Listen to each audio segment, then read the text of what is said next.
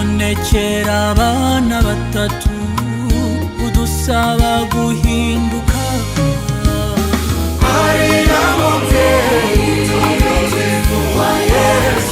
nyinshi muri izi modoka ubona mu mihanda ba nyirazo buriya bararira ngo abashoferi bazitwara bakoresha nabi essence na mazutu, abandi bakayiba, abandi bakandikirwa kurenza umuvuduko hafi buri munsi.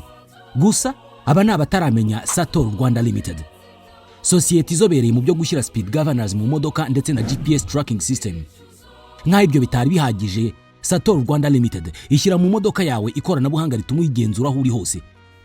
Imodoka yawe bayishyiramo fuel monitoring system, aho umenya ingano ya essence cyangwa se mazutu yakoreshejwe mu modoka yawe. Niba yibwe, umenyeshwa ako kanya ingano ya essence yibwe ivunjwe mu mafaranga aho yibiwe.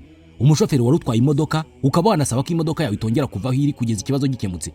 Vehicle movement control ikwereka aho imodoka yawe iherereye igihe icyo ari cyo cyose. Mileage and engine statistics ikoherereza ubutumwa ku birometero imodoka yawe yagenze mu gihe runaka. Iri ni ikoranabuhanga rinakumenyesha igihe cyo kujyana imodoka muri control technique, igihe cyo kumenesha amavuta n'ibindi. Hari kandi driving behavior analysis ikwereka uko umushoferi wawe arimo kwitwara mu muhanda. Aya makuru yose uyahabwa kuri telefoni yawe ako kanya bikiba. Ibi byose bishoboka kubera ko Sator Rwanda Limited ifite ubunyamwuga, ubunararibonye, ikagira abakozi b'abahanga kandi bahagije bakugeraho vuba bishingiye ku mashami Sator ifite hirya no hino mu gihugu. Hamagara cyangwa wandikire Sator Rwanda Limited kuri 07 81 13 81 55.